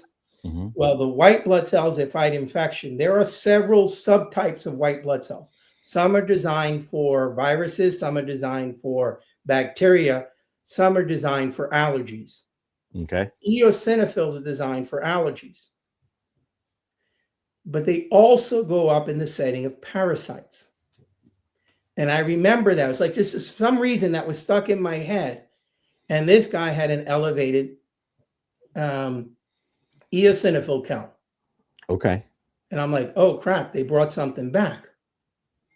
Wow. So I go to the S1 and I say, hey, I got a couple of soldiers. I think they brought something back from Panama. And he's like, yeah, doc, thank you very much. I got work to do. Then I come back to him later in the week. Hey, it's now 4. This is a battalion of 130. And he's like, okay. The next week I come back, I go, it's 10. And he's like, oh, you're seeing the brigade commander now. Wow. So I'm going in to see the brigade commander to talk about this. that we've got a battalion that could have a lot of parasite infection from coming down there, that I need to be able to work this up and figure this out, understand that, because the way the division works is you've got 3 brigades on 6-week cycles. So in one cycle, you're on what you call it? White, black, green cycle. Green cycle, you're in the, I'll start with white cycle. White cycle, there's nothing going on. Maybe you're doing some ranges, but you do all the division details. You go mow grass, you guard the gates, you can take leave. If you want to go to a school, we got 6 weeks, you can knock anything out you want. Okay. Then we're in green cycle, you're in the field. You're doing field training exercises, you're doing ranges, you're doing all that stuff, company ops, battalion ops. And then we're on black cycle, and you are sitting there waiting for the balloon. Yeah. And if the balloon goes in 18 hours, our first company is wheels up, headed to theater. Wow. So if we've got a battalion that's combat ineffective, brigade commander needs to be aware, battalion commander needs to be aware. We need to make decisions. Division needs to make decisions. So the PA and I are every day going through trying to figure out, okay, let's try some medications. There is a doctor, J.P. Sanford. He is a retired Army colonel, infectious disease. Okay. He is the smartest infectious disease doctor in the world. He happened to be the dean and president of my medical school. Oh, nice. And every year he and his group puts out a little booklet, the Sanford Guide. And you use that and you can look up any infection and figure out what antibiotic to use. He is the gold standard. Right. And so we're trying to do things and give people medications, like trying to guess what they might have, sending off stool samples, trying to figure this out. And we're not successful. But it happens to be that first I call my medical school and I try to ask for him. But he's off in Thailand studying tuberculosis. Okay. So the professor that's there, he's like, okay, give me a day. He calls Sanford in Thailand. And he tells them, oh, do the string test. So there's a kit that has like a weight on it. You tie it to a tooth, you swallow the weight. It goes to your stomach, goes past your stomach into your intestines. The intestinal worms bite onto the string. Then you just pull it out and see what worms are dangling. What? Like reverse fishing. Yes, it's called a string test. Medicine is weird sometimes. Oh my God. I'm telling them, I don't think we had that many tests, and we want to test everybody. And Sanford says, oh, you don't need the string test. Just go to the PX and get some string and some lead weights and do that. You'll be fine. Hey, if the smartest guy in the world is telling me to do this, I'm at the PX. Now, one of the beautiful things about infantry is they will shit on command. And they will They are the smartest MOS if you check like MOS and IQ intelligence, but they will follow orders. Yeah. So we're testing these guys. We're doing all this. And the division surgeon is Colonel Gaffney. Okay. She is dual trained aerospace medicine pathology. Wow. The only other dual trained aerospace medicine pathology is her husband, that is chief of pathology at the lab. Wow. Okay. So I'm telling her what's going on. She's talking to her husband. Everybody's backing me up. And we're doing all this test because we got to get this test to the lab. And the chief of the lab is like, hey, tell me whatever you got. I got you. She comes down and talks to the brigade commander with me. And, she's telling him basically, you don't want 5 years from now to hear a story on CNN about the brigade that was sick that went to war. Yeah.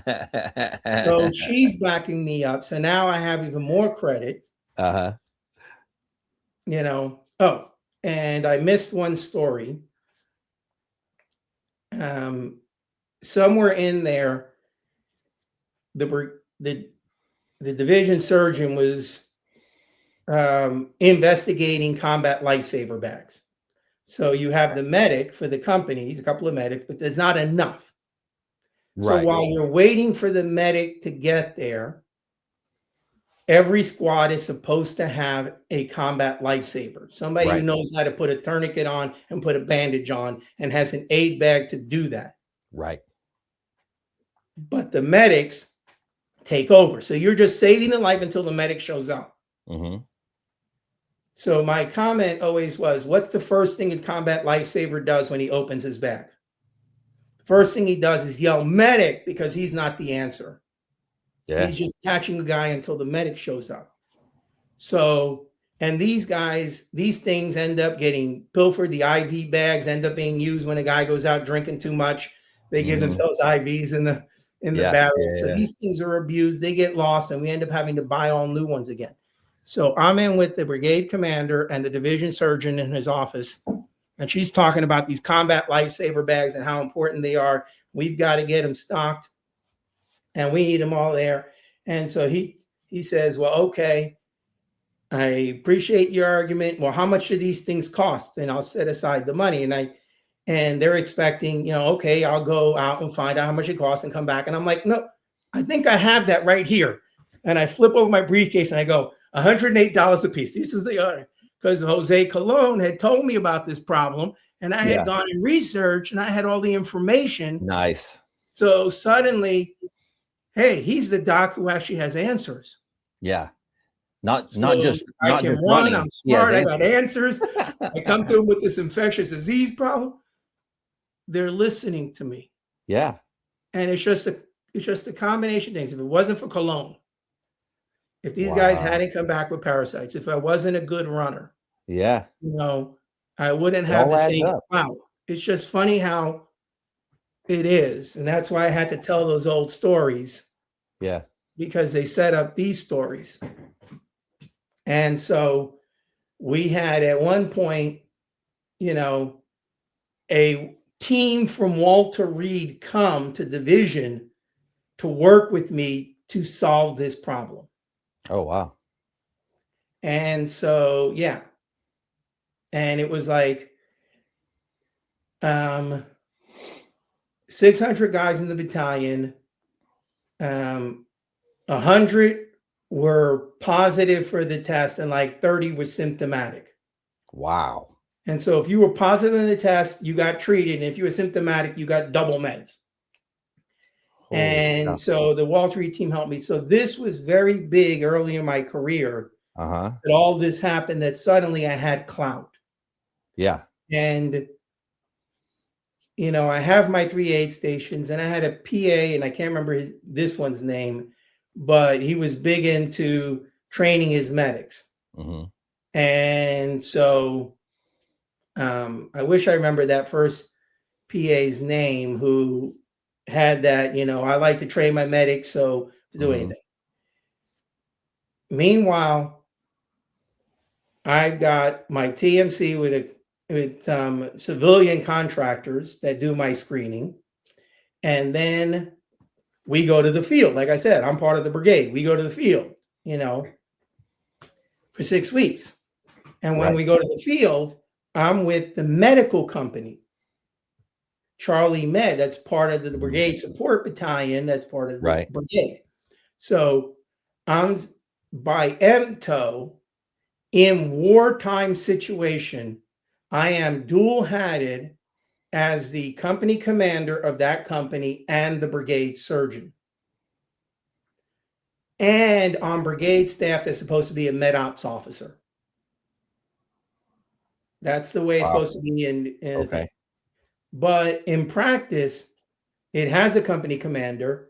I'm assigned to the company, but attached back to the brigade as the brigade surgeon.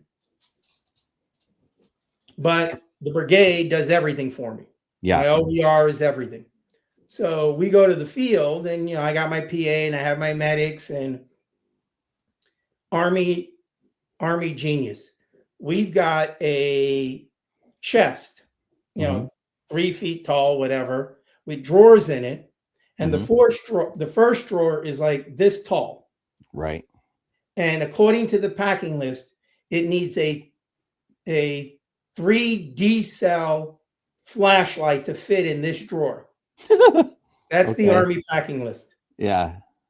So the PA and I start working with this and start figuring out how we're doing sick calling, casualties, and stuff like that. And we develop a packing thing. Nice. And so I would have a drawer listed upper GI. So if you got nausea, vomiting, that's the drawer you turn to. I got a drawer lower GI. If you've got diarrhea, constipation, that's the drawer you turn to. I got a drawer for upper respiratory tract. So head cold, sinus, ears. I got a thing for lower respiratory tract for your bronchitis and your pneumonia. I got a drawer for antibiotics. I got a drawer for your eyes, your ears. Wow. So if you're coming in and you've never touched our equipment, you can go, oh, and just pull a drawer and the meds are in that drawer that you would, so you don't have to search. Yeah. It's Makes sense. Labeled asthma, pain. And so that was something that the first PA and I worked on. And it turned out that the company commander,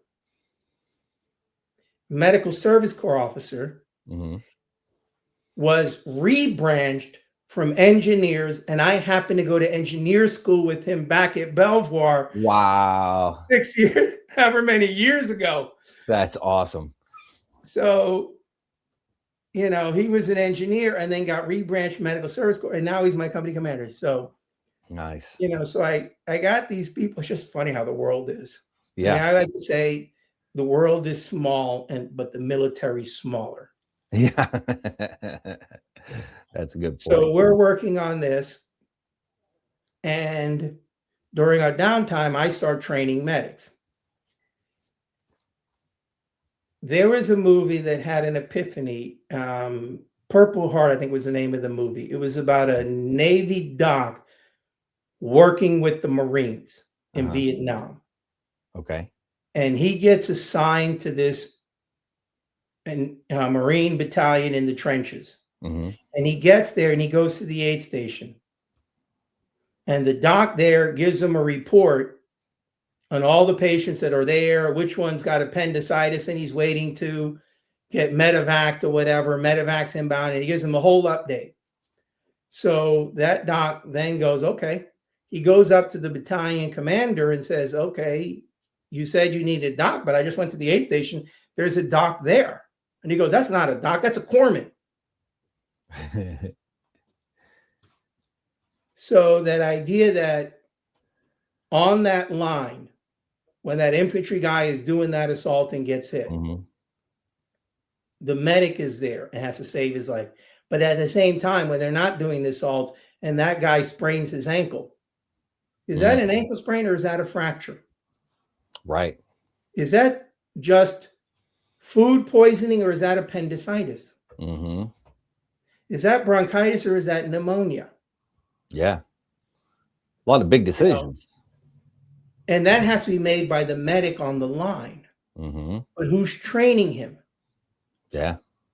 So again, that first PA that, that was focused on training, I started focusing big on training. So when we're in the field, I'm training my medics every day. We got a class every day. We're learning something, how to make all those distinctions, how to do your things. Because trauma you got, I'm going either advanced trauma, like you have a sucking chest wound, I got to put in the chest tube. But how do you help me do that? And how much of that can you do? And that I can just back you up and you're putting it in. Right. Or, sick call. And I started teaching them all of this sick call stuff. And I started developing the philosophy, the smarter you are, the more I can sleep. Yeah. You're not waking me up for everybody. So That's that true. carried over in Garrison. I started pressing my PAs, even the other two, to start training their I like it. PAs and stuff. And they start sending me medics to the TMC, and I start training them. So they'll do sick call in the morning with the civilians, and then over lunch, I will give them a class. Or at the end of sick call, I will give them a class for half an hour. Yeah. And then it started being that when they would start knocking on the door. Hey, doc, I got a guy. He has a head cold with a sinus infection. Here's his soak note. I want to give him this antibiotic. And I go, looks good to me. And all I did was sign. I didn't even see the patient. Wow. Because I trusted my medics that much because I trained them. Yeah. And I saw the notes exactly the way I wanted because that's the way it's going to be. They were going to be out in the line somewhere. I'm way back here. I don't want them medevacing every head cold. I don't want the and so if they're going to do that, they got to be able to do it, and they have to be able to carry the medications to do it. True. So now somebody's got to train them on all those medications. And so we got to do the training in Garrison. Yeah. Yeah. So just like they're training and they're doing live firesides, we have to do that every day. So we're doing that all the time. And then, I remember I was a combat medic, and when I leave the military, no matter all this training I have, I can't do anything with it. And these guys can't do anything with it. Yeah. And there's an EMT program over at the hospital that runs it.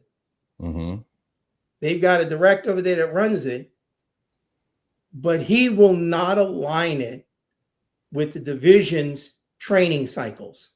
Yeah. So he's taking care of his hospital medics. And if you want to send somebody, they can't be in the training cycles. And you know how hard it is to pull a medic?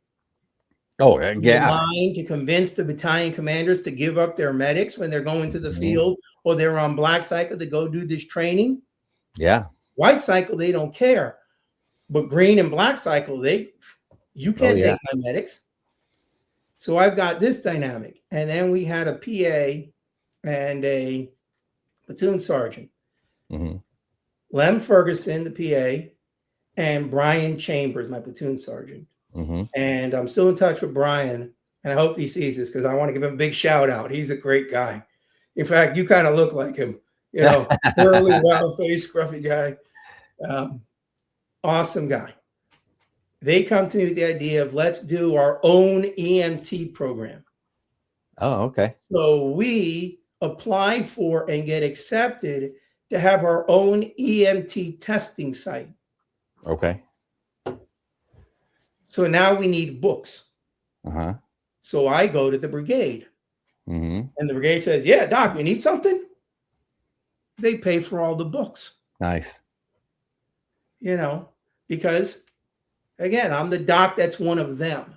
I'm not off here. I'm one of them in the trenches, in the field, everything. Now I've got all this respect and stuff. So we develop our own training program. And every white cycle, we put medics through this and get them their national registry certification. That's awesome. By now, this is in the 90s. By now, the national registry is recognized in most states. So when they leave the military, they can take this and get a civilian job. Yeah, that's incredible. So you understand my mindset from what happened to me. Yeah.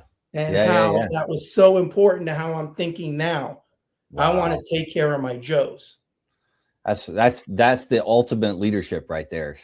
So good for you for doing that. I mean, looking out for everybody. So, but it was Lem and Brian. It was really them that drove this.